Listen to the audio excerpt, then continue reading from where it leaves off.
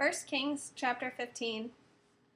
It was in the 18th year of King Jeroboam, the son of Nebat, that Ahijam began his reign over Yehudah. He ruled 3 years in Jerusalem. His mother's name was Ma'akah, the daughter of Avishalom. He committed all the sins his father had committed before him. He was not wholehearted with Adonai his God, as David his forefather had been. Nevertheless, for David's sake, Adonai his God gave him a lamp burning in Jerusalem by establishing his son after him and making Jerusalem secure. For David had done what was right from Adonai's perspective. He had not turned away from anything he had ordered him to do, as long as he lived, except in the matter of Uriah the Hittite.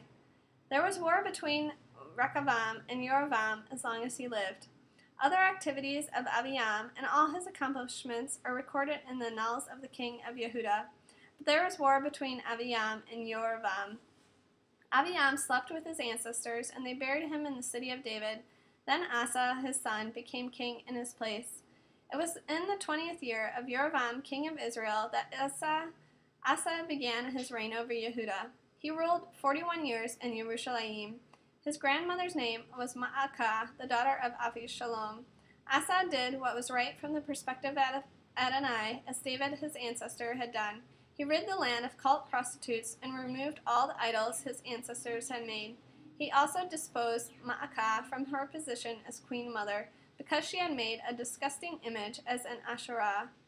Asa cut down this image of hers and burned it in a Wadi Kidron, but the high places were not removed. Nevertheless, Asa was wholehearted with Adonai throughout his life.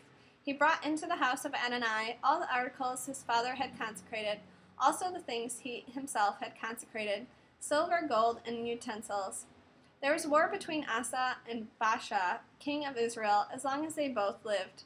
Baasha attacked Yehudah, and he fortified Ramah to prevent anyone's leaving or entering the territory of Asa, king of Yehudah. Then Asa took all the silver and gold left among the treasures of the house of Adonai and among the treasures of the royal palace, and entrusting them to his servants, King Asa sent them to Ben-Hadad, the son of Tavi-Rimmon, the son of Hetzion, king of Aram, who lived in Damascus, with this message: There is a covenant between me and you, which existed already between my father and your father. Here I am sending you a present of silver and gold. Go and break your covenant with Baasha, king of Israel, so that he will leave me alone. Ben-Hadad did as King Asa asked. He sent the commanders of his armies against the cities of Israel, attacking Iyan, Dan, Avel, Beet, Ma'akah, all of Kinnerot, and all the land of Naphtali. As soon as Baasha heard of it, he stopped building Ramah and stayed in Tirzah.